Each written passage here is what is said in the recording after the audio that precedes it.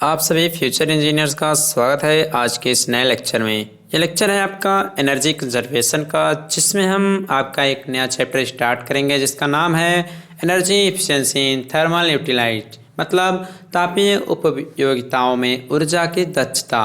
इसके अकॉर्डिंग आपके बहुत सारे इसमें पहले बेसिक डिफिनीशंस पढ़ने हैं, उसके बाद आपके जो कुछ भी थर्मल एनर्जी में यूज किया जाएगा, थर्मल इंजीनियरिंग आपने पढ़ा होगा। अगर आप मैकेनिकल इंजीनियरिंग के स्टूडेंट होंगे तो आपको सब कुछ पढ़ा मिला होगा। पहले आप सराउंडिंग के बारे में पढ़े होंगे, सिस्टम के बारे में पढ़े होंगे, स्टेट के बारे में पढ़े होंगे। सबके बारे में हम अच्छे प्रकार से डिस्कस करते हुए चलेंगे। इसके पहले आपको हम बता दें, आपके first and second chapter totally complete कराए जा चुके हैं। आप लोग अच्छे से जाएं, लेक्चर्स देखें, नोट्स आप लोग कंप्लीट कर लें, जिससे आपको एग्जाम टाइम में बहुत ही बेनिफिट होगा। चलिए आज के इस लेक्चर को स्टार्ट करते हैं। देखिए, सबसे पहले आपको हम बताएंगे थर्मोडायनामिक सिस्टम।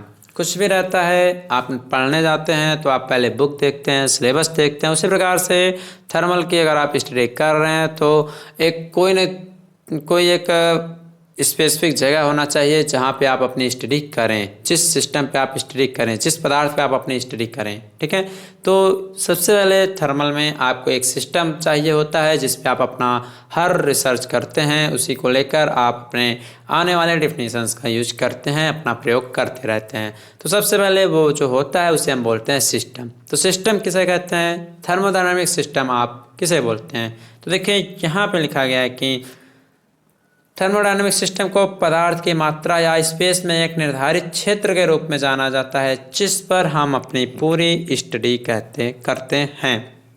ठीक है, अब आप कहेंगे ये होता क्या है, कैसे हम जानेंगे कि यही आपका थर्मोडायनामिक सिस्टम है? तो आपको हम बता दें, एक ऐसा स्पेसिफिक जगह रीजन में, ठीक है, स्पेस में एक ऐसा जगह होना चाहिए जिस पे आपकी टोटल स्टडी हो सके। ये नहीं आपका पढ़ने वाला, ऐसा नहीं। आप बोल सकते हैं कि thermodynamic system is defined as the quantity of matter और a region in space on which our study is focused.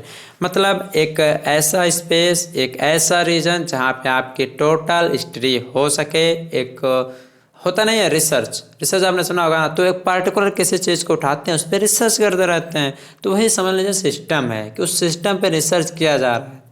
ठीक है, तो आपको यहाँ फिगर दिख रहा होगा, यही आपका एक सिस्टम होता है। ठीक, एक निश्चित क्षेत्र जहाँ पे हम अपनी टोटल स्टडी कर सकें, जिसमें हम चेक कर सकें कि इसमें एनर्जी का कितना इंटरेक्शन हो रहा है, कितनी एनर्जी आ रही है, कितनी एनर्जी जा रही है, इसका मास क्या है, मतलब इन सब की उस सिस्टम पे हम स्टडी कर सकें, उसे हम बोलते हैं thermodynamic system. Okay, next point आपका आता है थर्मोडायनामिक सराउंडिंग। क्या होता है थर्मोडायनामिक सराउंडिंग? ये क्या होता है? सराउंडिंग के बाहर, मतलब सिस्टम के बाहर की जो चीज़ें होती हैं उसको हम थर्मोडायनामिक सराउंडिंग बोलते हैं। कह सकते हैं कि anything that is external to system is known as surrounding. Surrounding का मतलब क्या होता है? सराउंडिंग का मतलब क्या होता है? आप सिस्टम के बारे में पढ़ें तो सिस्टम, सराउंडिंग, बाउंड्री, ये सब आपको पढ़ना पड़ेगा। ठीक, सिस्टम का मतलब निकाय होता है, तो आप इंग्लिश ही पढ़ें तो अच्छा है। सराउंडिंग का मतलब परिवेश होता है। तो सराउंडिंग जो होता है वह सिस्टम के बाहर का जो कुछ भी मटेरियल होता है उसे हम सराउंडिंग बोल सकते हैं। जैसे कि देख लीजिए, आप अभी अपने घर में अपने कमरे में हैं, तो कमरे से आप बाहर गए तो आपका सराउंडिंग हो गया। सराउंडिंग के बाद यूनिवर्स आता है। ठीक, तो देखिए ये हो गया आपका सिस्टम के बाहर का, ये टोटल हो गया आपका सराउंडिंग। क्या हो गया? सराउंडिंग। सिस्टम आपका अंदर है, एक आपके यहाँ पे देखिए ऐसे गोला बनाया गया, इसे आप बाउंड्री बोलेंगे। क्या बोलेंगे? बाउंड्री। तो सिस्टम के बाहर की जो चीज़ें हैं उसे आप सराउंडिंग बोलेंगे। ठीक, इसके बाद आपका आएगा बाउंड्री। बाउंड्री क्या होता है? बाउंड्री जो आप कह सकते हैं सिस्टम और सराउंडिंग को जो अलग करे उसे बाउंड्री बोल जाता है। ये आपका सिस्टम हो गया, बाहर आपका सराउंडिंग हो गया, एक आपका यहाँ पे साइड में देखिए गोला बना दिया गया है, यही आपकी बाउंड्री है।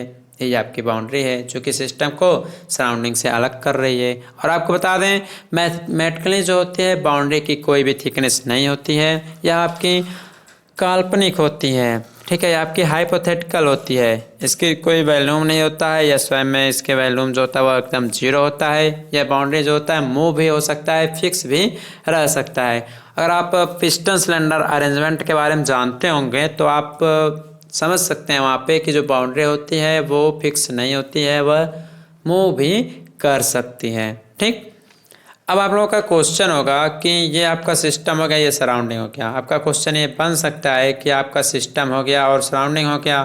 ठीक, तो सिस्टम सराउंडिंग आपने देख लिया, लेकिन ये जो सराउंडिंग है कहाँ तक हो सकता है, क्योंकि आपका एक यूनिवर्स भी होता है, वो भी आएगा। तो कहाँ तक हम मानेंगे कि वो सराउंडिंग है, तो इसके लिए अभी पहले यूनिवर्स बताते हैं, फिर उस क्वेश्चन को भी हम बताते हैं। तो पहले देखते हैं थर्मोडायनामिक यूनिवर्स। थर्मोडायनामिक यूनिवर्स क्या होता है? तो यह है कि सिस्टम और सराउंडिंग मिलकर आपका यूनिवर्स का निर्माण करते हैं। तो आपका यह सिस्टम हो गया, ये आपका सिस्टम हो गया, ये आपका सराउंडिंग हो गया। ठीक, और ये आपका यूनिवर्स हो गया। क्या हो गया आपका? यह आपका यूनिवर्स हो गया। ठीक, सिस्टम और सराउंडिंग मिलके यूनिवर्स बनते हैं। अब आपका क्वेश्चन यही होगा कि कैसे हमने पता किया कि ये जो सेकंड बाउंड्री आपने बनाया है यहीं तक ही सराउंडिंग है। कैसे आपने ये पता कर लिया कि सराउंडिंग यहीं तक है? तो आपके एग्जाम्पल लेकर हम आपको बताना चाहते हैं कि कैसे जानेंगे आपकी सराउंडिंग का इफेक्ट कहाँ तक है। तो होता ये है, आप लोग कोई भी गर्म पदार्थ रहे, ठीक है, कोई भी गर्म पदार्थ रहे उसको आप लोग बाहर लेकर जाएं। ठीक, मान लीजिए गर्म पदार्थ आपने यहाँ बाहर लेकर आया है, आप बाहर लेकर आए हैं, तो आप देख रहे हैं इसकी जो गर्माहट है, इसके जो गर्मी देने की इफेक्ट है वो आपका मान लीजिए यहीं तक है। ठीक है, तो यहीं तक है। तो आपका ये जो है सराउंडिंग में इसका इफेक्ट यहीं तक है। इसका मतलब सराउंडिंग आपका यहीं तक है, इसके बाहर का जो भाग है वो आपका यूनिवर्स है। तो आप कह सकते हैं कि सराउंडिंग वहीं तक होता है जहाँ पे किसी भी पदार्थ का जो टेम्परेचर होता है हम महसूस कर सकें। उसके बाद अगर हम महसूस नहीं कर पा रहे हैं, इसका मतलब वह आपका यूनिवर्स आ गया। जैसे कि आप कमरे में हैं, ठीक, कमरे में कोई गर्म पदार्थ रखा हुआ है, तो आप थोड़ा सा दूर थोड़ा दूर चले जा रहे हैं। एक ऐसा समय आएगा कि आपको उसके टेम्परेचर का पता नहीं चलेगा। मान लीजिए वह गर्मी है तो वह उसका टेम्परेचर गर्म ही रहेगा। तो आप बाहर जाएंगे तो आप देखते जाएंगे, हाँ अभी भी गर्म है, अभी भी गर्म है। लेकिन ऐसा समय आएगा बाहर जाएंगे तो आपको ठंडा फील होगा। इसका मतलब आप यूनिवर्स में आ चुके हैं, आपने सराउंडिंग को पीछे छोड़ दिया है। तो ये क्वेश्चन आपके एग्जामिनर पूछ सकते हैं, आपके वाइवा लेते समय आपसे इंटरव्यू में भी ये क्वेश्चन पूछा जा सकता है। तो आप लोग इन सभी क्वेश्चंस के लिए रेडी रहिएगा। खास तौर पे मैकेनिकल इंजीनियरिंग के स्टूडेंट अगर प्लेसमेंट लेना चाहते हैं तो बेसिक जो कुछ भी फार्मूले होते हैं आप उन सब के साथ तैयार रहिए अपने इंटरव्यू के लिए। ठीक है, फ्लूइड मैकेनिक्स, सोम और आपका एक हाइड्रोलिक्स तो आपका फ्लूइड मैकेनिक्स में ही आ जाता है, और आपका ये थर्मोडायनामिक्स, ये सभी आपके बेसिक कॉन्सेप्ट तैयार होने चाहिए। कहीं कंपनी में जाएंगे तो इन्हीं सबसे आपके क्वेश्चन पूछे जाते हैं। ठीक है, तो आई होप आपको थर्मोडायनामिक सिस्टम, यूनिवर्स, सराउंडिंग इन सब के बारे में समझ में आ गया होगा। आगे हम देखेंगे अब थर्मोडायनामिक स्टेट क्या होता है। क्या? Thermodynamic state. अब ये क्या होता है आपके जानकारी के लिए बता दें तो थर्मोडायनामिक स्टेट होता है, ये मान लीजिए एक एग्जांपल लेके बताते हैं। स्टेट का मतलब क्या होता है? अवस्था। क्या होता है? अवस्था। मान लीजिए आप यहाँ सोए हुए हैं और हमने तो आपकी जो अवस्था है वह स्टैटिक है। ठीक, हमने जाकर आपको जगा दिया, आप उठ गए, आप मूव करने लगे, चलने लगे, आप यहाँ से यहाँ जाने लगे, तो आपका जो अवस्था है वह चेंज हो गया। तो सो इसी प्रकार से इसमें भी है। इसके लिए आपको फेज के बारे में थोड़ी सी जानकारी होनी चाहिए कि अगर वह ठोस है, ठीक है, मान लीजिए कोई बर्फ़ है तो इसके हम फेज को चेंज कर सकते हैं। इसमें हम हीट दे देंगे तो ये आपका धीरे धीरे क्या लिक्विड हो जाएगा। लिक्विड के बाद थोड़ा सा और हीट देंगे तो आपका यह वेपर में हो जाएगा और इन्वायरमेंट में एक्सहास्ट होता रहेगा। तो फेज इसका चेंज होता रहता है। ठीक है, तो उसी प्रकार से स्टेट को भी आप समझ सकते हैं। ठीक, कैसे? जैसे कि देख लीजिए, मान लीजिए स्टेट इसका जो इनिशियल स्टेट है, इसको पूरा इरेज करते हैं फिर आपको समझाते हैं।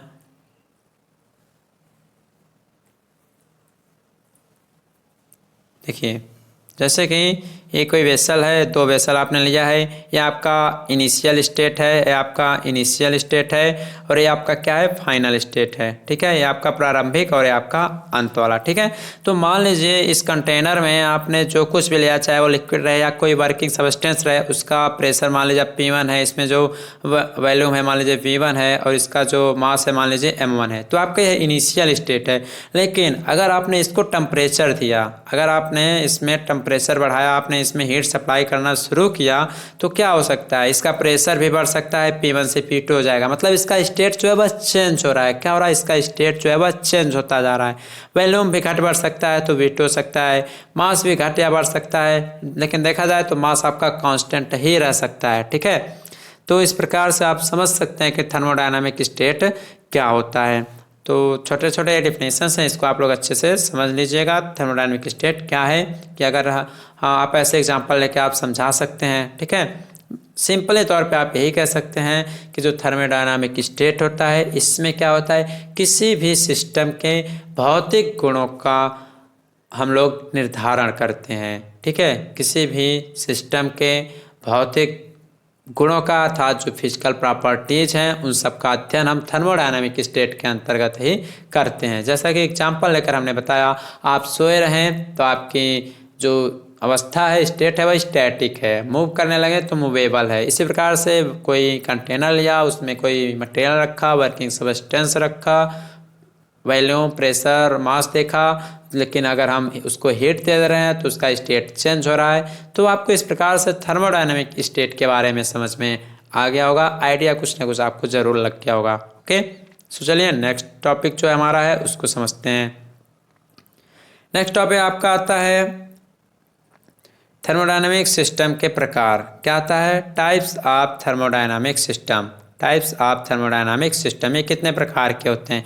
देखिए, पहला आपका होता है ओपन सिस्टम, दूसरा आपका होता है क्लोज सिस्टम, तीसरा आपका होता है आइसोलेटेड सिस्टम, चौथा आपका होता है होमोजीनियस, पांचवा आपका होता है हेट्रोजीनियस सिस्टम।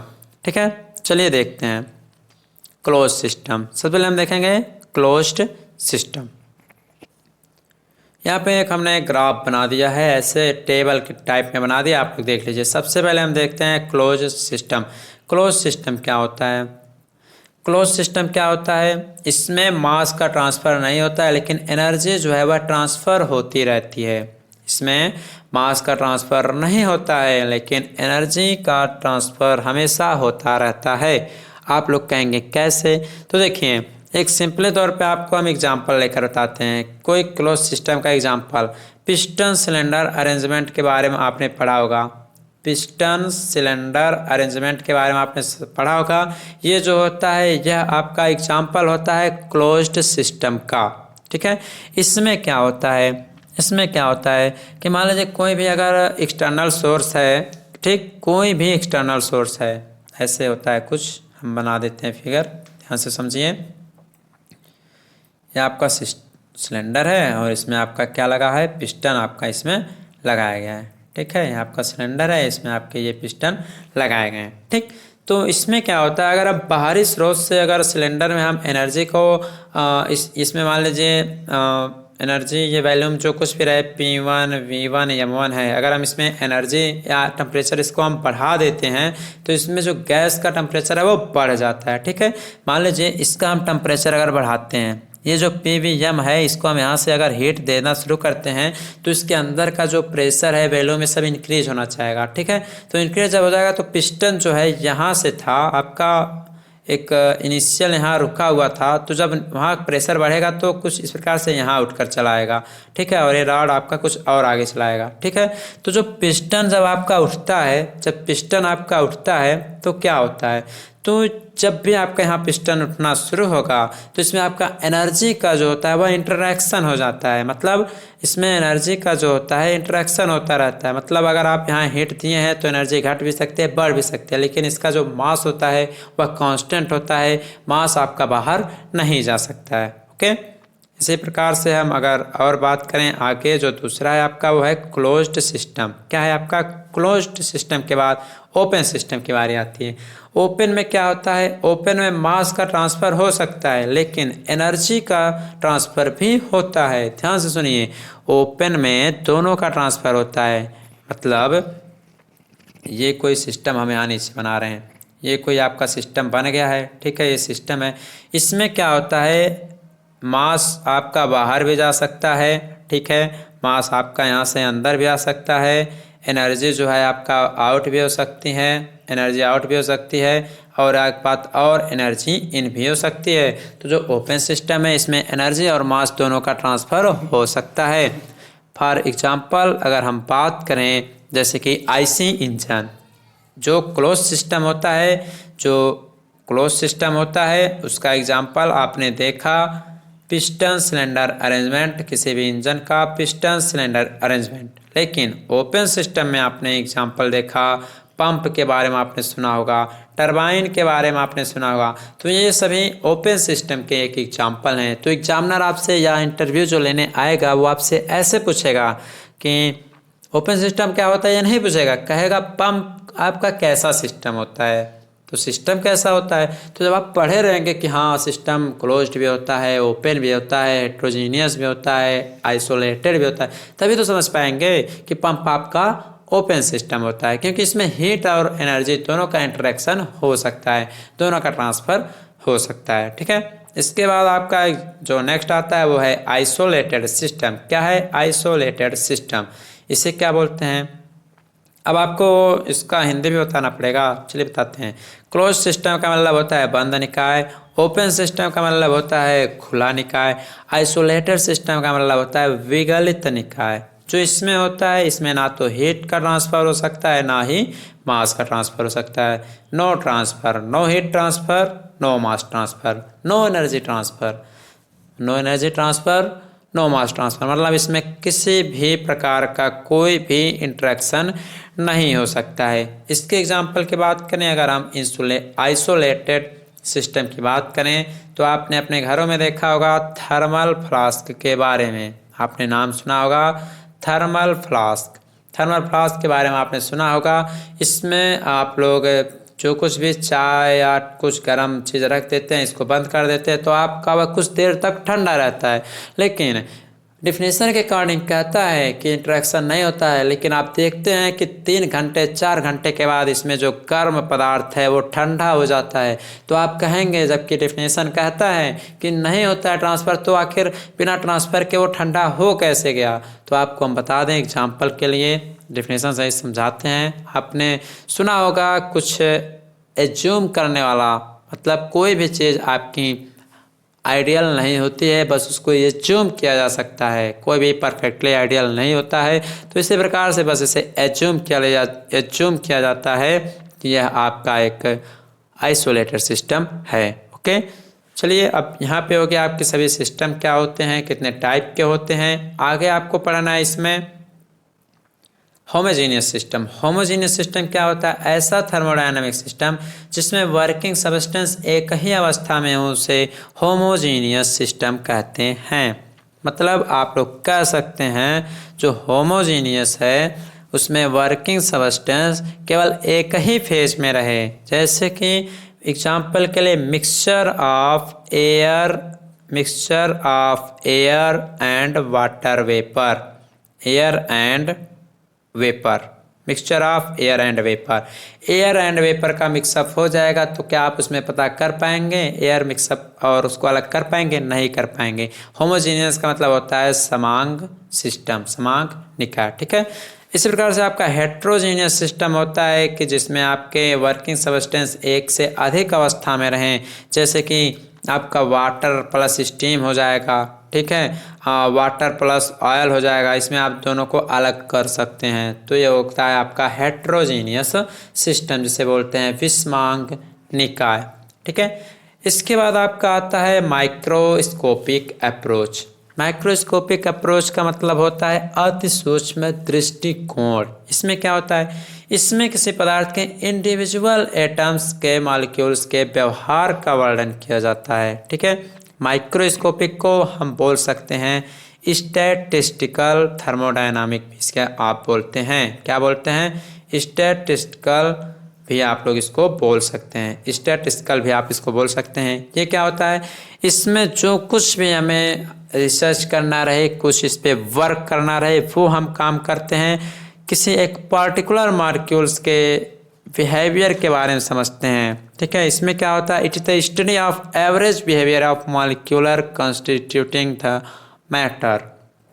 ठीक, किसी एक इंडिविजुअल किसी भी सब्सटेंस के इंडिविजुअल एटम को हम ले लेंगे, एक पार्टिकुलर एटम को लेकर उस पर जब हम अध्ययन करेंगे तो वो रहता है आपका माइक्रोस्कोपिक अप्रोच। ओके, इसके बाद आपका आता है मैक्रोस्कोपिक अप्रोच, जिसे आप बोलते हैं स्थूल दृष्टिकोण। इसमें क्या होता है, इसमें हम किसी भी इंडिविजुअल एटम्स के बारे में वर्णन नहीं करेंगे, ठीक है। इसमें हम इंडिविजुअल के बारे में वर्णन नहीं करेंगे, बल्कि हम किसका करेंगे, इंडिविजुअल मॉलिक्यूलर इंटरेक्शन के बारे में अध्ययन करेंगे। उसमें आप मॉलिक्यूल्स का समझते थे, लेकिन इसमें जो एक हम आणविक आपने सुना होगा, इंटरेक्शन के बारे में सुना, मॉलिक्यूलर स्ट्रक्चर के बारे में आपने सुना होगा, तो उन सभी का अध्ययन हम माइक्रोस्कोपिक अप्रोच में करेंगे। इसमें जो कुछ भी मॉलिक्यूलर इंटरेक्शन होता है, उसका जो कुछ भी इफेक्ट पड़ता है उस सबस्टेंस पे, उन सब का अध्ययन हम माइक्रोस्कोपिक अप्रोच पे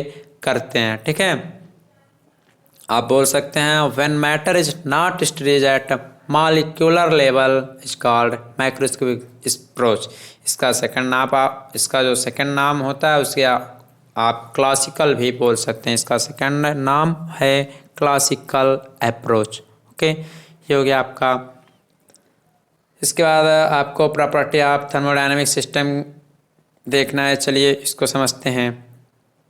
यहाँ पे आगे हम देखेंगे इंटेंसिव प्रॉपर्टी। जो थर्मोडायनेमिक सिस्टम के प्रॉपर्टीज हैं, इन सभी को हम आगे पढ़ रहे हैं। इसके पहले आपको सिस्टम, सराउंडिंग, यूनिवर्स, इन सब के बारे में बता दिया। अब इसकी प्रॉपर्टी समझते हैं। तो जो इंटेंसिव प्रॉपर्टी होती है, इसको समझते हैं। इसका जो दूसरा नाम होता है उससे हम लोग बोलते हैं इंट्रिंसिक प्रॉपर्टी। क्या बोलते हैं, इंट्रिंसिक प्रॉपर्टी, या इंट्रिंसिक प्रॉपर्टी भी आप बोल सकते हैं। अगर इसकी हिंदी बात करें तो इसे आप बोलते हैं मात्रा निरपेक्ष गुणधर्म। तो आप इंग्लिश पे ध्यान दीजिए, अच्छे से समझ में आपको आएगा भी। तो जो इंटेंसिव प्रॉपर्टी होती है, तो इंटेंसिव का मतलब क्या होता है, इसमें आयन लिखा है, तो आयन का मतलब क्या हो गया, इंडिपेंडेंट ऑफ मास। क्या हो गया, इंडिपेंडेंट ऑफ मास। मतलब आप कह सकते हैं कि किसी सिस्टम की ऐसी प्रॉपर्टी जो मास पे डिपेंड ना करे, उसे इंटेंसिव प्रॉपर्टी बोलते हैं। जैसे कि एग्जाम्पल के लिए हम लेते हैं आपका जो प्रेशर, क्या एग्जाम्पल के लिए अगर हम लेते हैं जो जैसे कि प्रेशर, तो प्रेशर इक्वल टू क्या होता है, P इक्वल टू होता है F/A। क्या होता है, F/A होता है। तो ये जो है ये आपके मास पे डिपेंडेंट नहीं है, मास पे डिपेंड नहीं करता है। तो बहुत सारी प्रॉपर्टीज़ हैं जिसे आप इंटेंसिव प्रॉपर्टी बोल सकते हैं। जैसे कि आपका देख लीजिए डेंसिटी होता है, ठीक, डेंसिटी हो गया, जिसे आप घनत्व बोल सकते हैं। स्पेसिफिक वॉल्यूम हो गया, जैसे कि एग्जांपल के लिए आप बोल सकते हैं डेंसिटी हो जाएगा। और जितने भी स्पेसिफिक प्रॉपर्टी होती हैं, एक बात और ध्यान से सुन लीजिए, जितनी भी स्पेसिफिक प्रॉपर्टी होती हैं वो सभी इंटेंसिव प्रॉपर्टी के अंतर्गत ही आती हैं। एक बार ध्यान से सुन लीजिए, जितने भी स्पेसिफिक प्रॉपर्टी होती हैं वो सभी इंटेंसिव प्रॉपर्टी के अंडर में ही आती हैं। तो आपको समझ में आ गया होगा, जो इंटेंसिव प्रॉपर्टी होती है वह मास पर डिपेंड नहीं करती, वह द्रव्यमान पर निर्भर नहीं रहती है। तो इसे हम बोलते हैं इंटेंसिव प्रॉपर्टी। जो हमारी सेकेंड प्रॉपर्टी है उसे बोला जाता है एक्सटेंसिव प्रॉपर्टी। एक्सटेंसिव प्रॉपर्टी एक चीज़ और है, जो आपकी इंटेंसिव प्रॉपर्टी होती है, जो आपकी इंटेंसिव प्रॉपर्टी है, यह आपकी ऑल प्लेस, मतलब यह जो होती है सभी जगह सेम होती है। यह जो होती है सभी जगह सेम होती है। जैसे कि इसमें क्या होता है, इसमें क्या होता है, जैसे कि P1 बराबर P2 बराबर P3, मतलब इसमें जो प्रॉपर्टी रहती है किसी में, चाहे वो प्रेशर रहे, स्पेसिफिक रहे, वह सभी जगह सेम मानी जाती है। लेकिन जो आपकी आगे आती है दूसरी प्रॉपर्टी, एक्सटेंसिव प्रॉपर्टी। कौन सी प्रॉपर्टी, एक्सटेंसिव प्रॉपर्टी, जिसे आप बोलते हैं मात्रा सापेक्ष गुणधर्म। और इसका एक दूसरा नाम भी होता है एक्सट्रिंसिक। क्या होता है, दूसरा नाम इसका होता है एक्सट्रिंसिक प्रॉपर्टी, ठीक है। एक्सट्रिंसिक प्रॉपर्टी ये जो होती है यह आपके मास पर डिपेंड करती है, यह जो होती है आपके द्रव्यमान पर निर्भर करती है। यह जो प्रॉपर्टी होती है किसी भी थर्मोडायनेमिक सिस्टम की, जो एक्सटेंसिव प्रॉपर्टी होती है, वह मास पर डिपेंड करती है। पीछे आपने देखा कि जितने भी आपकी स्पेसिफिक प्रॉपर्टी होती थी उसे आप बोलते थे इंटेंसिव प्रॉपर्टी। लेकिन जो एक्सटेंसिव प्रॉपर्टी है इसमें ऐसा कुछ भी नहीं होता है। यह जो होता है यह मास पे डिपेंड करता है। एग्जाम्पल के लिए अगर आपके हम बात करें जैसे कि एनर्जी, ठीक, आपकी एनर्जी में आपकी जितने भी ऊर्जाएं होती हैं, जितने भी एनर्जी है, सब कुछ आ जाती हैं। साथ ही साथ जो आपका एंट्रोपी होता है ये भी आपकी एक एक्सटेंसिव प्रॉपर्टी ही होती है। और साथ ही साथ आपका इसमें वॉल्यूम भी आता है। क्या आता है, वॉल्यूम भी आता है। तो आपको बस ध्यान यही देना है, स्पेसिफिक पे नहीं जाना है। अगर आप स्पेसिफिक पे जाते हैं तो वह आपकी इंटेंसिव प्रॉपर्टी के अंदर में आएगी। बाकी जो बचे हुए हैं जो मास पे डिपेंड करें वो आपकी एक्सटेंसिव प्रॉपर्टी के अंडर में आती हैं। अब आप कहेंगे मास पे डिपेंड करेगा कैसे, तो देखिए मास पे डिपेंड आप लोग अगर निकालना चाहते हैं तो निकाल सकते हैं। जैसे कि मान लीजिए आपने एनर्जी का कोई फार्मूला पढ़ा होगा, आपका होता है हाफ एम बी स्क्वायर, आपने सुना ही होगा, ठीक है। तो इसमें आपका यम जो आ गया है, तो देखिए यम की अगर वैल्यू आप बढ़ाएंगे, अगर आप यम की वैल्यू बढ़ाएंगे तो एनर्जी की जो वैल्यू है वो भी बढ़ती जाएगी। अगर आप एम की वैल्यू बढ़ाएंगे तो एनर्जी की जो वैल्यू है वो बढ़ती जाएगी। इसी के साथ साथ मान लीजिए वॉल्यूम है, तो वॉल्यूम है, मान लीजिए कोई आपका कंटेनर है, इसमें यम द्रव्यमान का कोई भी मटेरियल या पदार्थ पड़ा हुआ है, तो अगर आप यम की वैल्यू बढ़ाते जाएंगे, यम की वैल्यू बढ़ाते जाएंगे तो वॉल्यूम जो है बढ़ता जाएगा। तो ये आपका एक्सटेंसिव प्रॉपर्टी है। और एक्सटेंसिव प्रॉपर्टी जो होती है इसका दूसरा नाम एक्सट्रिंसिक प्रॉपर्टी है, और इसको हम जोड़ भी सकते हैं, ठीक है, इसको हम जोड़ सकते हैं। P = P1 + P2 + P3, जैसे कि बहुत सारी प्रॉपर्टीज़ हैं, सबकी अलग अलग वैल्यूज़ हैं, तो इनको हम जोड़ सकते हैं। लेकिन जो इंटेंसिव प्रॉपर्टी था उसे हम जोड़ नहीं सकते हैं। तो आपको समझ में आ गया होगा कि एक्सटेंसिव प्रॉपर्टी क्या होती हैं, इंटेंसिव प्रॉपर्टी क्या होती हैं। जो आपकी इंटेंसिव प्रॉपर्टी होती हैं उसमें सब कुछ जो स्पेसिफिक होता है वो सब भी आ जाता है, ठीक है। तो आपका यहाँ पे ये प्रॉपर्टीज समाप्त हो जाती हैं। इसके बाद अगर हम थोड़ा और आगे चलें, आगे हमें क्या पढ़ना है, आगे आपका आता है प्रेशर। प्रेशर क्या होता है, प्रेशर का नाम आपने सुना ही होगा और क्लास 5, 6, 7, 8 से ही पढ़ते आ रहे होंगे। प्रेशर का मतलब होता है दाब। दाब किसे कहते हैं, ताप किसे कहते हैं, आपने पढ़ा होगा P = F/A। P = F/A आपको पहले पढ़ाया गया होगा, इसलिए आपको यही पता भी होगा। लेकिन ये देखा जाए तो एक तरह से फुल्ली सही नहीं है, क्योंकि जो प्रेशर के रियल डिफिनेशन है वो होते हैं it is the normal component of force per unit area. आप लोग ओनली फोर्स लिखते हैं, लेकिन नॉर्मल कंपोनेंट पे जो फोर्स लगता है उसको यहाँ पे लिया जाता है। जैसे कि यहाँ पे हम आपको डायग्राम लेके समझाते हैं फोर्स का रियल डिफिनेशन क्या होता है, और आप लोग अच्छे से इसको समझिए कि यहाँ पे जो नॉर्मल कंपोनेंट है इसका मतलब क्या है।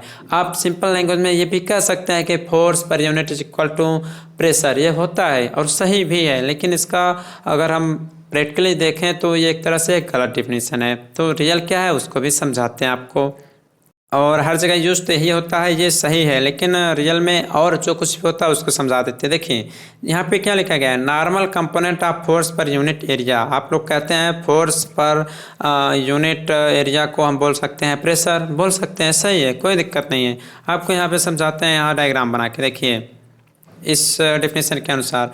जैसे कि आप लोग सिंपली तौर पर देखते हैं, ये आपका मान लीजिए यहाँ पे आपका क्या लग रहा है, यहाँ पे आपका फोर्स लग रहा है, यहाँ पे आपका एक फोर्स लग रहा है, ठीक है। तो इसका नॉर्मल कंपोनेंट आपको लेना है, तो इसको हम क्या करते हैं, रिजॉल्व कर लेते हैं। आपने पढ़ा होगा फिजिक्स में फोर्स का रिजॉल्व हम कैसे करते हैं। तो जो आपका एंगल जिस साइड में रहता है आप लोग उस साइड में लेते हैं cos थीटा। तो फोर्स आपका यहाँ F है, तो आप लोग यहाँ इसको लेंगे क्या, इसको लिखेंगे आप लोग F cos थीटा। इसे आप लोग लिख लेंगे F cos थीटा, और जब इसको ऊपर की तरफ हम रिजॉल्व करेंगे तो जो दूर जाता है उसे आप बोलते हैं F sin थीटा, ठीक। और ये आपकी एरिया है। तो आप बोले हैं normal component of force per unit area, तो यहाँ से जो P निकल कर आएगा वो नॉर्मल कंपोनेंट क्या है, नॉर्मल कंपोनेंट जो इसमें है वो F sin थीटा है। क्या है, F sin थीटा है। तो आप लिखेंगे P = F sin θ/A। तो इस कंडीशन में, इस डिफिनेशन के अकॉर्डिंग आपका ये फार्मूला सही होगा। लेकिन अगर P = F/A है तो ये भी आपका सही है। बेसिकली ना जो आपके न्यूमेरिकल क्वेश्चन होते हैं वो सभी इसी फार्मूले पे आपके यूज किए जाते हैं। तो आपको मान लीजिए कोई पूछता है इंटरव्यू में, आपसे कोई पूछेगा तो आप बोल देंगे फोर्स पर यूनिट एरिया को हम प्रेशर बोलते हैं, तो सही है। लेकिन वो कहेगा थोड़ा और इसको मॉडिफाई करके बताइए, तो आपको ये वाला डिफिनेशन ध्यान में रखना है, और आप इसको इस तरह से रिजॉल्व करके उसको समझा भी सकते हैं एग्जामिनर को, जो इंटरव्यू आपका ले रहा होगा, तो आपका अच्छा रिस्पांस होगा। तो आप आप आज से समझेंगे। Normal component of force per unit area is called pressure. इस तरह से आप डायग्राम बना के उसको अच्छे से समझा भी सकते हैं और वह आपकी बातों को समझ जाएगा और जानेगा आप अच्छे से पढ़े लिखे हुए बच्चे हैं। आगे आपका आता है एटमॉस्फेरिक प्रेशर। एटमॉस्फेरिक प्रेशर क्या होता है इसको समझते हैं। तो देखिए, एटमॉस्फेरिक प्रेशर का मतलब होता है वायुमंडलीय दाब। वायुमंडलीय दाब का मतलब जो भी आपका एनवायरनमेंट है उसमें अनेक प्रकार के छोटे छोटे पार्टिकल्स हैं, सब पे कुछ ना कुछ प्रेशर लगाया जा रहा होगा, लग रहा होगा, लेकिन वो प्रेशर लगा कौन रहा है? वो प्रेशर लगा रही है एयर, मतलब हवा। तो यहाँ लिखा गया है कि वायु द्वारा पृथ्वी के सतह के एकांक क्षेत्रफल पर डाले गए दाब को ही हम वायुमंडलीय दाब कहते हैं। ठीक है, मतलब यूनिट एरिया पे जो कुछ भी आपका एयर द्वारा दाब लगाया जा रहा है उसको हम बोलते हैं एटमॉस्फेरिक प्रेशर। जैसे कि एनवायरनमेंट में या वायुमंडल में बहुत सारे पदार्थ हैं, छोटे छोटे शीशे के कण हैं, उड़ते रहते हैं, मॉलिक्यूल्स हैं, तो उस पर कुछ ना कुछ प्रेशर आपका लगता रहता है। या आपकी जो धरती का सतह है उस पर भी कुछ ना कुछ प्रेशर लगता रहता है। आप बाहर एनवायरनमेंट में जाते हैं तो आपके ऊपर भी कुछ प्रेशर हल्का सा लगता रहता है, आपको पता नहीं रहता है। तो सब जो आपके ऊपर प्रेशर लग रहा है वो सब क्या है? वो सब आपका एटमॉस्फेरिक प्रेशर ही है, वो आपका वायुमंडलीय दाब ही है। ठीक है, तो वायुमंडलीय दाब आप लोग समझ गए होंगे। इसके बारे में थोड़ा और समझते हैं, इसकी यूनिट क्या होती है और इसके बहुत सारे अलग अलग यूनिट हैं, उसको देख लेते हैं। जैसे कि अगर हम बात करें वन एटमॉस्फेरिक प्रेशर, अगर हम बात करें one atmospheric pressure equal to, तो आपका जो होता है वह होता है 1.0132 बार होता है। ठीक, इतना होता है आपका। ठीक है, और एक बार बराबर आपको पता होगा 1 बार इक्वल टू होता है 10⁵ पास्कल। क्या होता है? 10⁵ पास्कल होता है। तो आप इसे और थोड़ा सा मॉडिफाई करके लिख सकते हैं कि 1.01325 इंटू 10⁵ पास्कल। ठीक, इसको इस प्रकार से आप लोग भी लिख सकते हैं। और आपको और बता दें सिंपली तौर से, जो 1 पास्कल इज इक्वल टू होता है, आप लोग लिख सकते हैं 1 पास्कल जो होता है वह बराबर होता है 1 न्यूटन पर मीटर के बराबर भी होता है। ये छोटे छोटे आपके फार्मूले हैं, इन सबको ध्यान दीजिएगा। आप पूछ सकता है आपसे एग्जामिनर कि एक बार में कितने पास्कल होते हैं, तो 10⁵ आपके पास्कल होते हैं। पूछेगा कि 1 पास्कल में कितने न्यूटन पर मीटर स्क्वायर होते हैं, तो 1 पास्कल में 1 न्यूटन पर मीटर स्क्वायर होता है। आप लोग इसको भी अच्छे से पढ़ लीजिएगा। और आपको बताते हैं जो आपका एटमॉस्फेरिक प्रेशर होता है, जो आपका एटमॉस्फेरिक प्रेशर होता है पारे के लिए यानी Hg के लिए एटमॉस्फेरिक प्रेशर कितना होता है? तो Hg के लिए जो एटमॉस्फेरिक प्रेशर होता है वह होता है 760 mm। 760 mm होता है, या इसी को ही आप लोग लिख सकते हैं 1.01325 बार भी आप लोग इसको लिख सकते हैं। ठीक है, और यहाँ से अगर हम पूछा जाए कि 1 एटमॉस्फेरिक प्रेशर इक्वल टू कितना होता है, तो 1 एटमॉस्फेरिक प्रेशर इक्वल टू कभी कभी आपको 1 बार भी लिखा जा सकता है। ठीक है, तो 1 बार भी आपका सही है। ये सब ऑब्जेक्टिव टाइप के क्वेश्चन आपसे एग्जाम में पूछे जाते हैं, तो इन सबको भी आप लोग अच्छे से पढ़ लीजिएगा। तो ये हो गया एटमॉस्फेरिक प्रेशर। देखिए, आपका जो ये चैप्टर है एनर्जी कंजर्वेशन का, जिसमें थर्मल यूटिलाइज जो हैं तापीय उपभोक्ताओं में जो एनर्जी इफिशिएंसी हैं उनके छोटे छोटे डिफिनेशंस हैं कि किस प्रकार से आप लोग एनर्जी को कंजर्व कर सकते हैं। तो छोटे छोटे डिफिनेशंस आपके इस चैप्टर में यूज हो रहे हैं, इनको अच्छे से पढ़ लीजिए। और आपको बता दें, हाई लेवल पे जाएंगे पढ़ने तो ये सब बेसिक कॉन्सेप्ट ही पहले आपको पढ़ाए जाएंगे, उसके बाद ही आपके चैप्टर यूज स्टार्ट होंगे। जैसे कि ये सब जो पढ़ रहे हैं आप लोग प्रेशर, ये सब आप लोग फ्लूइड मैकेनिक्स में पढ़ेंगे, मैकेनिकल इंजीनियरिंग के स्टूडेंट या सिविल इंजीनियरिंग के स्टूडेंट। इसी प्रकार से आपके जो पहले पढ़ाए गए जैसे सिस्टम, सराउंडिंग, यूनिवर्स, ये सब पढ़ेंगे मैकेनिकल इंजीनियरिंग के स्टूडेंट थर्मल इंजीनियरिंग में। तो ये सब बेसिक कॉन्सेप्ट्स हैं किसी भी बुक्स के। सो आप लोग अच्छे से इन सबको पढ़िएगा, ध्यान से समझते हुए चलिएगा और पूरा विस्तार से आपको समझाते हुए भी चल रहे हैं। नेक्स्ट आपका आता है प्रेशर स्केल। प्रेशर स्केल क्या होता है? मतलब जिस स्केल पे हम प्रेशर को मेजर करते हैं, तो बहुत टाइप का होता है। आपका एक गैस प्रेशर होता है, आपका एब्सोल्यूट प्रेशर होता है, और आपके positive gas pressure, negative gas pressure, इसमें वैक्यूम प्रेशर क्या होता है, तो सब आपको हम आगे बताते हैं। तो देखिए, जो गैस प्रेशर होता है वो क्या होता है? लिखा गया कि एटमॉस्फेरिक प्रेशर को आधार मानकर मापा गया प्रेशर गेज प्रेशर कहलाता है। गेज प्रेशर का मतलब होता है गेज दाब। क्या होता है? गेज दाब। तो देखिए एटमॉस्फेरिक प्रेशर को आधार मानकर मापा गया प्रेशर गेज प्रेशर होता है। तो यहाँ पे देखिए हमने नीचे एक डायग्राम बनाया है, आप लोग भी देख लीजिए। यहाँ डायग्राम बनाया हमने, इसको अच्छे से देख लीजिए। ये जो आपका बीच में लाइन है, ध्यान से सुनिए, ये जो यहाँ पे हमने बीच में लाइन बनाया गया है, ये आपका एटमॉस्फेरिक प्रेशर लाइन है। मतलब इसी को आधार मान के जब हम प्रेशर को मेजर करते हैं तो आपका वह गेज प्रेशर होता है।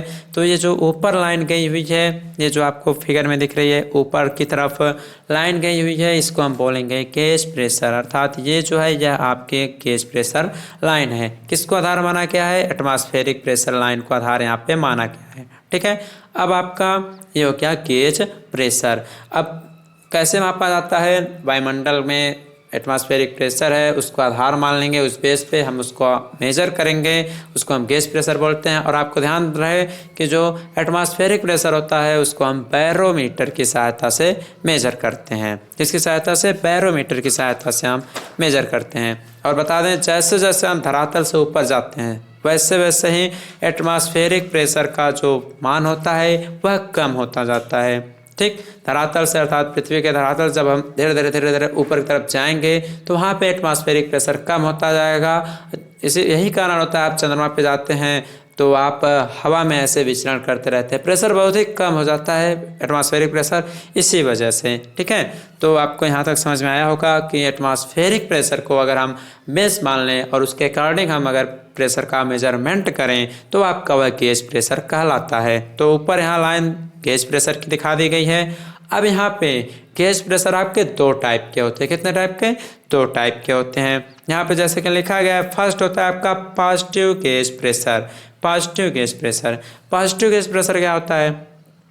जो पॉजिटिव गेज प्रेशर होता है उसको हम प्रेशर स्केल पर एटमॉस्फेरिक प्रेशर से अधिक प्रेशर जब मेजर करना होता है उसको हम पॉजिटिव गेज प्रेशर बोलते हैं। या आप ऐसा कह सकते हैं कि जो प्रेशर स्केल होता है उस पर जब भी हम प्रेशर को मेजर करते हैं अगर वह प्रेशर एटमॉस्फेरिक प्रेशर से अधिक हो जाता है तो उसे हम पॉजिटिव गेज प्रेशर बोलते हैं। ठीक है, जैसे कि यहाँ फिगर में आपको ये तो गेज प्रेशर है, आपने मान लिया ऊपर गेज प्रेशर वाली लाइन है, आपने इसको मान लिया। ठीक है, लेकिन जो एटमॉस्फेरिक प्रेशर है इसके ऊपर हम जिस प्रेशर को मेजर किए हैं, मतलब एटमॉस्फेरिक प्रेशर से अगर अधिक प्रेशर हो गया तो उसको हम बोलते हैं पॉजिटिव गेज प्रेशर। तो इसे हम बोल सकते हैं पॉजिटिव गेज प्रेशर। ठीक है, पॉजिटिव गेज प्रेशर बोल सकते हैं।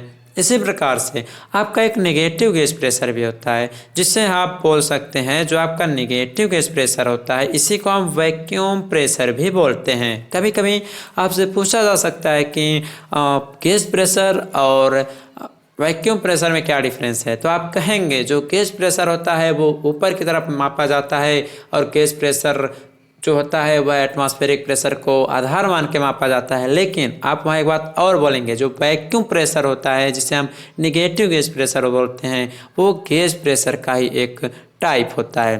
ठीक है, तो आप ऐसा बोलेंगे। तो वैक्यूम प्रेशर या नेगेटिव गेज प्रेशर क्या होता है? तो ये जो होता है आपका, यह अगर एटमॉस्फेरिक प्रेशर से प्रेशर का मान कम हो जाए तो उसे हम वैक्यूम प्रेशर या निगेटिव गेज प्रेशर बोलते हैं। जैसे कि यहाँ नीचे की तरफ एक लाइन दिखाया गया है, इसे हम बोलते हैं निगेटिव गेज प्रेशर या वैक्यूम प्रेशर, इसको हम बोलते हैं। क्या बोलते हैं? निगेटिव गेज प्रेशर या वैक्यूम गेज प्रेशर, इसको हम बोल सकते हैं। तो आई होप आपको ये सब समझ में आ रहा होगा, अच्छे से आ रहा होगा। तो अपने दोस्तों के पास भी आप लोग शेयर जरूर कीजिएगा। इसके साथ ही साथ अगर हम और आगे चलें तो आपका नेक्स्ट आता है एब्सोल्यूट प्रेशर, जिसे आप बोलते हैं निरपेक्ष दाब। क्या बोलते हैं? निरपेक्ष दाब। जो निरपेक्ष दाब होता है वो क्या होता है? लिखा गया है कि जब प्रेशर को अगर हम मेजर करते हैं, अगर वह प्रेशर हम जीरो प्रेशर लाइन से मेजर करें तो उसे हम एब्सोल्यूट प्रेशर बोलते हैं। क्या होता है? जीरो प्रेशर से उठाकर हम गेज प्रेशर तक, जीरो प्रेशर लाइन से अगर हम उसको उठाए हैं, उसको ले गए हैं गेज प्रेशर लाइन तक, तो वो बोला जाता है एब्सोल्यूट प्रेशर अर्थात निरपेक्ष दाब। जैसे कि फिगर में देखिए, फिगर में ये आपका जीरो प्रेशर लाइन दिखा रहा है और यहाँ से देखिए एक प्रेशर मेजर किया गया है जो कि गेज प्रेशर तक गया है। तो इससे बोलते हैं हम लोग एब्सोल्यूट प्रेशर। अर्थात आप लोग लिख सकते हैं कि P absolute is equal to P gauge plus P atmospheric, P atmospheric plus P gauge, क्योंकि यहाँ एटमॉस्फेरिक प्रेशर भी आपने मेजर कर लिया और गेज प्रेशर भी मेजर कर लिया, तो इन दोनों का जो सम होता है उसे हम एब्सोल्यूट प्रेशर बोलते हैं। तो आई होप आपको ये सब समझ में आ गया होगा। इसके साथ ही साथ आपका एक लाइन और दिख रहा होगा यहाँ पे, जिसे हमने यहाँ दर्शाया है, ये आपका एटमॉस्फेरिक लाइन होता है। 0 से एटीएम लाइन तक की जो कुछ भी प्रेशर हम मेजर करते हैं, 0 प्रेशर लाइन से एटमॉस्फेरिक प्रेशर लाइन तक जो भी प्रेशर मेजर किया जाता है उसे हम एटमॉस्फेरिक प्रेशर बोलते हैं। तो यहाँ से 2-3 आपको डिफिनेशन मिला। और हाँ, जो आपका एब्सोल्यूट प्रेशर होता है वो कभी भी नेगेटिव नहीं होता है। जो आपका एब्सोल्यूट प्रेशर होता है वो कभी भी नेगेटिव नहीं होता, क्योंकि उसको हम 0 प्रेशर से मेजर कर रहे हैं, तो उसके 0 के बाद आपके सभी जो अंक आएंगे वो पॉजिटिव ही तो आएंगे, तो 0 के पास वो हमेशा पॉजिटिव को ही दर्शाता है। तो ध्यान रहे, ये सब छोटे छोटे डेफिनेशन हैं, छोटे छोटे क्वेश्चन आपसे पूछे जा सकते हैं कि हमेशा एब्सोल्यूट प्रेशर 0 मतलब नेगेटिव क्यों नहीं होता है, तो आप बता सकते हैं उसको हम 0 प्रेशर लाइन से मेज़र करते हैं और उसके ऊपर सभी जो होता है वो पॉजिटिव ही होता है, इसलिए वह 0 प्रेशर से मापा गया होता है, इसलिए वह नेगेटिव नहीं होता है। ठीक, और एक बात और आपको बता दें, यहाँ से आपको एब्सोल्यूट का जो फार्मूला निकल कर आया है, आपको हमने बताया P absolute pressure is equal to होता है P atmospheric pressure plus P gauge pressure. ठीक है, पी गेज प्रेशर, जो आपका गेज प्रेशर होता है आपका पॉजिटिव हो सकता है, नेगेटिव भी हो सकता है। ठीक, लेकिन एब्सोल्यूट प्रेशर जो है वह कभी भी नेगेटिव नहीं हो सकता है।